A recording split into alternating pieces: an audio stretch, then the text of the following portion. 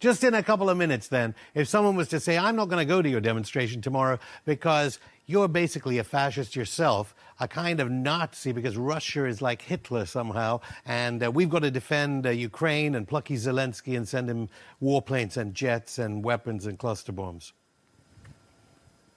Yeah, what they're doing, so they're unwittingly using the people of Ukraine as cannon fodder in an economic proxy war. What we did was provoke this invasion, and the German chancellor just admitted that we provoked this invasion. In 2014, the United States overthrew the democratically elected government of Ukraine. Why did they do that? And then they had the Minsk agreement, which was a peace agreement. And what was that? That meant the government of the Ukraine would stop bombing the Russian-speaking Ukrainians in the Donbass, the eastern part of Ukraine. And the German chancellor just admitted the reason why they got that peace agreement was so that Ukraine would have enough time to build up their military. So when Ukraine actually did start bombing the Donbass again and provoke Russia's invasion to protect those people, that the Ukraine would have a more powerful military to fight. And this is, again, all about economics. The cat is out of the bag, but the people who say that I'm aiding Russia somehow have been propagandized. They don't know the history of what's happened. They don't know NATO is an offensive force. NATO provoked this invasion. Ukrainians, their own citizens, Ukraine government was killing and bombing them. People don't know this. They don't know the history because when the corporate media in the United States still tells the story of Ukraine, they start it from Putin's invasion. They don't know why Putin invaded. They don't know that the Ukrainian government was bombing those people for 8 straight years and slaughtering them. They don't know that they're in bed with Nazis, literal Nazis, which is why when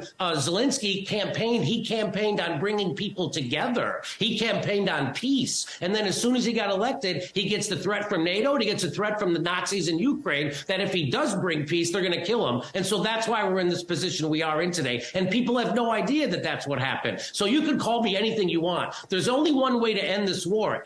Everyone knows that the Ukraine war is going to end with a negotiation. So we have to get people at the negotiating table right now. NATO doesn't want, Joe Biden doesn't want a negotiation. He wants to keep this going on. He wants to keep people being killed in Ukraine so we can bleed Russia economically. And that plan isn't working. What we're doing is Russia is now becoming closer and closer with China. And they're going to become the new center of economics in the world, the big economic force. And the petrodollar is going away, which means the American currency being the currency of the world is going away. It's a disaster for the West and NATO and for Europe, which is why I don't understand why the people won't wake up to this. But the reason why they won't wake up to this is because they don't get to see shows like this or hear voices like me. They only hear voices from the pro-war military-industrial complex bought media.